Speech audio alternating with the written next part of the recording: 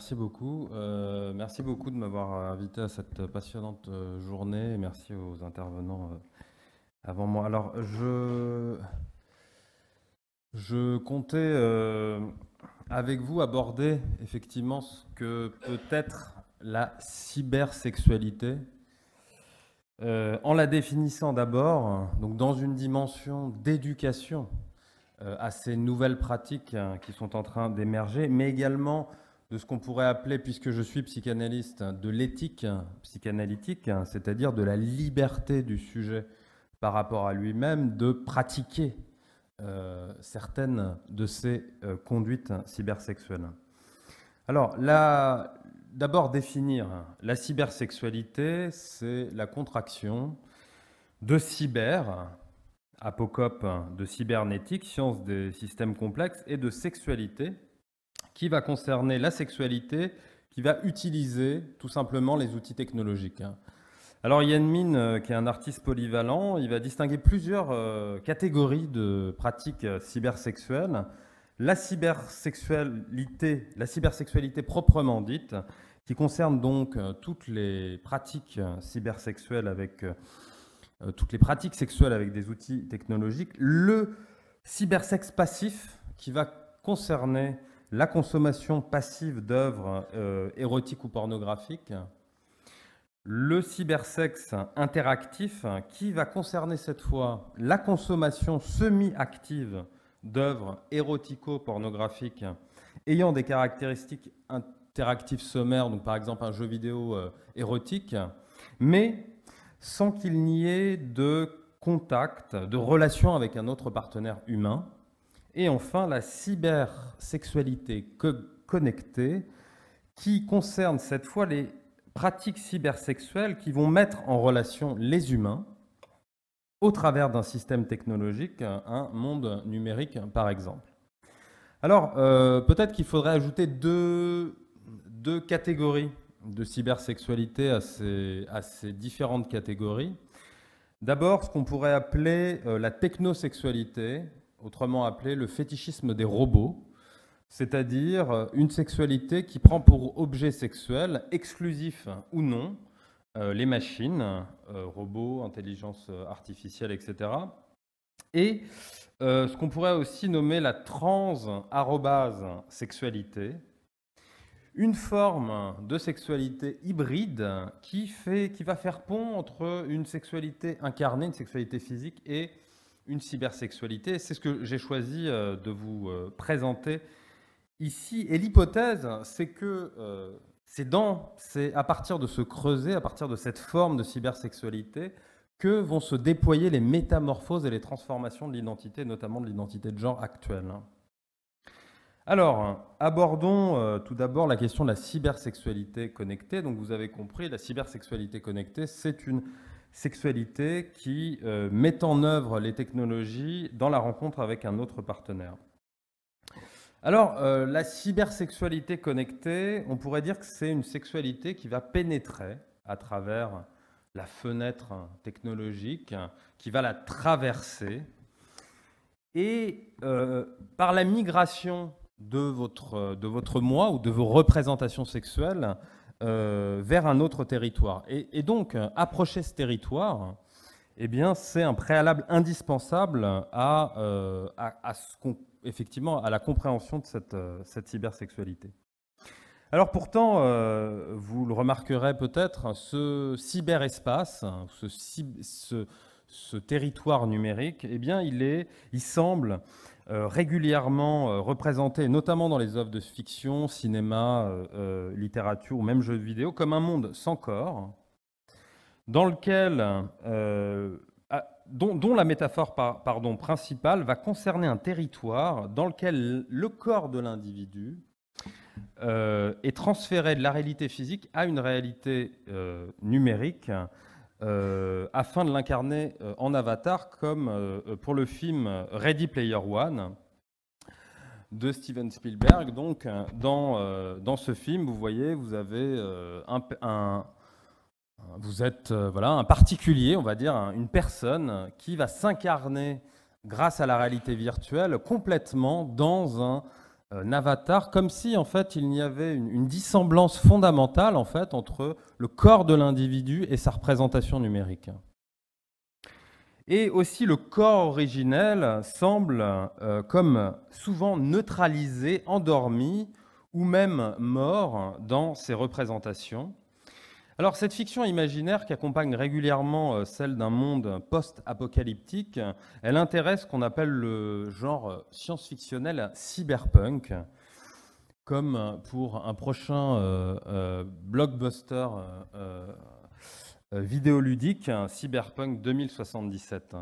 Alors dans ce monde de fiction, toute distinction entre machine et vivant peut être abolie.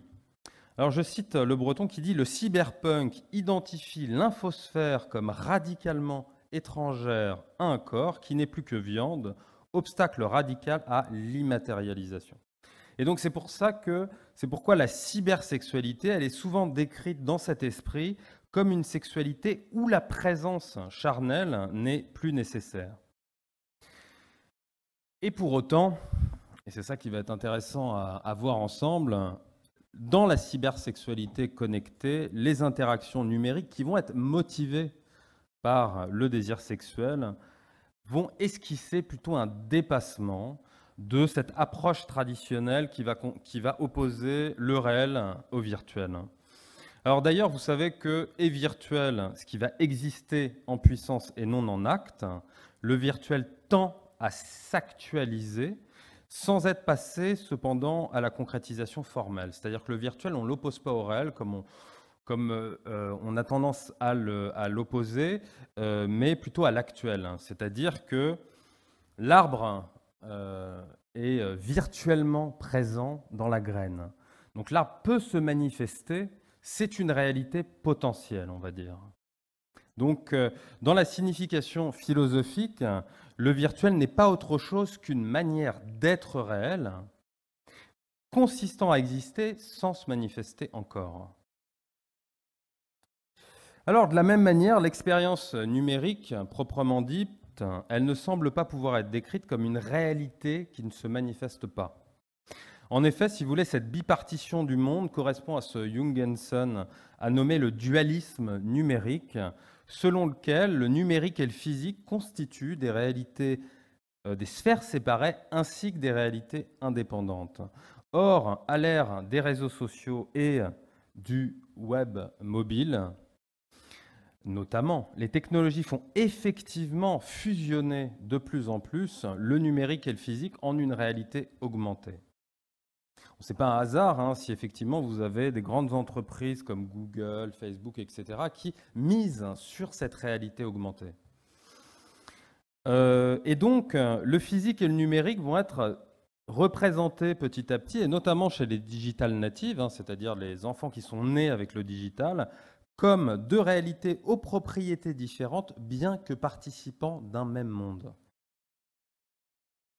Et donc, il s'agit d'appeler à une représentation d'une connexion qui va exclure cet imaginaire de la vraie vie réelle, opposée à la fausse vie virtuelle, et ou de la vraie sexualité, opposée à une sexualité ou une fausse sexualité virtuelle.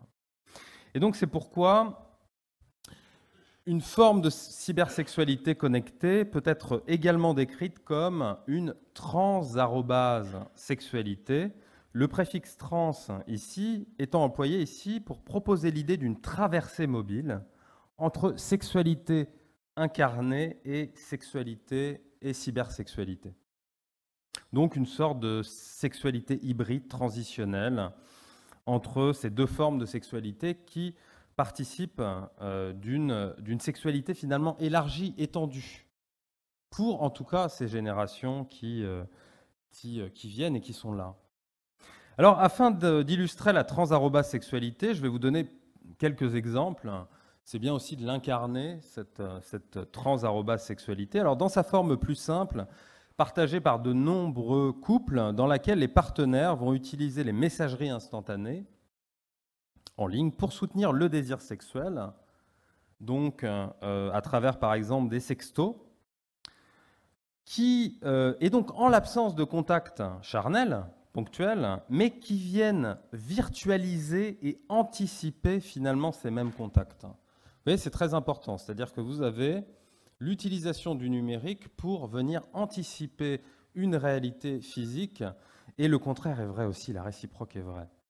Alors, dans une forme plus immersive, avec des partenaires qui vont interagir par avatar interposé, mais où les sexualités corporelles sont soutenues et ou provoquées par des instruments technologiques réservés à cet usage, comme ce qu'on appelle les télédildoniques, on les appelle aussi les cyberdildoniques.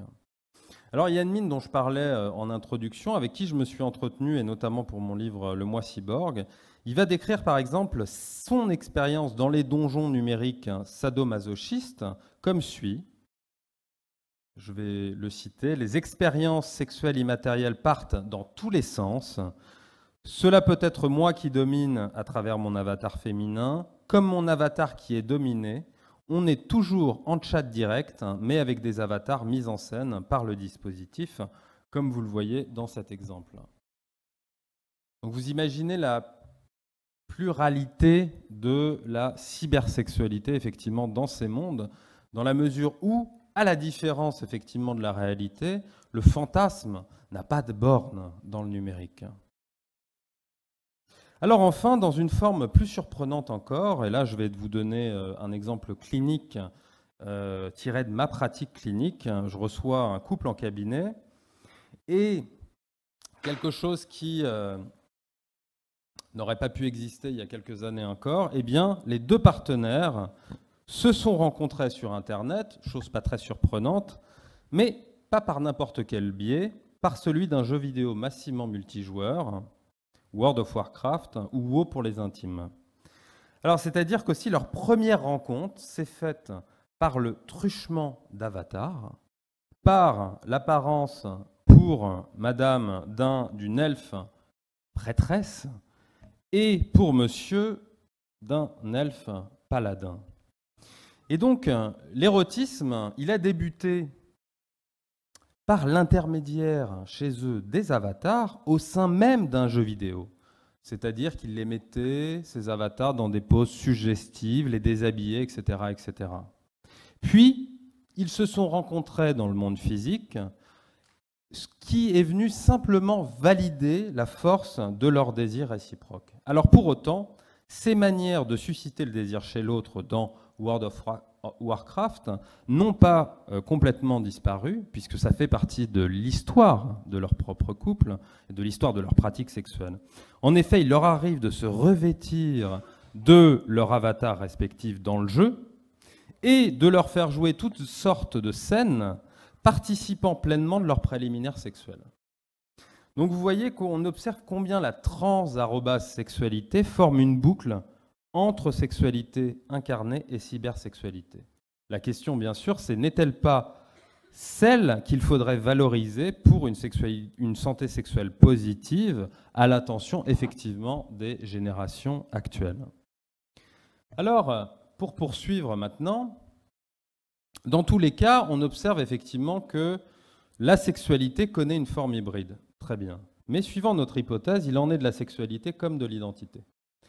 Et de l'identité genrée. C'est-à-dire que de l'identité s'hybride dans la mesure où les technologies vont traverser le moi au moins autant que, le moi ne va traverser les technologies. Alors cette hybridation, qu'on pourrait dire psychique, apparaît suivant notre hypothèse par la formation d'une instance à la surface du moi qui va permettre, in fine, de se représenter la technologie comme faisant partie de soi. Et donc ça, c'est assez nouveau. Enfin non, c'est pas vraiment nouveau, parce que nous avons toujours été des êtres techniques. Et en nommant cette surface moi cyborg, nous voulions également souligner la filiation avec le travail de Didier Anzieux, sur le moi peau, bien sûr. Alors observons ensemble la transformation du moi sur Internet. L'existence de l'individu semble, vous le savez, a minima comme dédoublée entre une identité physique et une ou plusieurs identités numériques.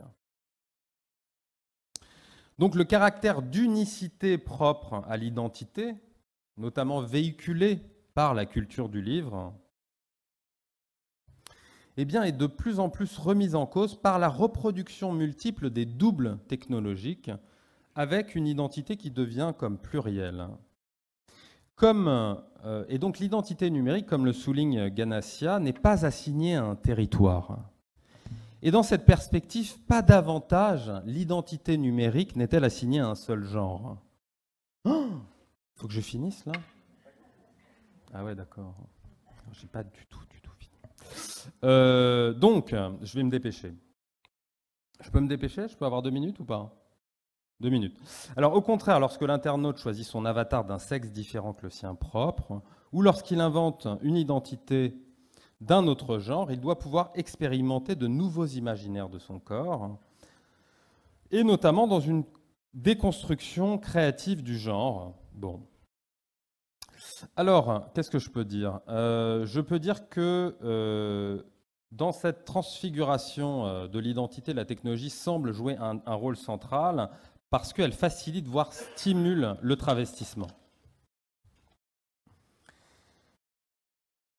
Et même, comme dirait Bernard Andrieux, je peux me dégenrer pour m'agenrer. Tandis que l'individu peut être simultanément un homme dans son existence physique et une femme dans son existence numérique, comme vous le voyez avec moi ici, le moi cyborg va hybrider, vous voyez, ces réalités.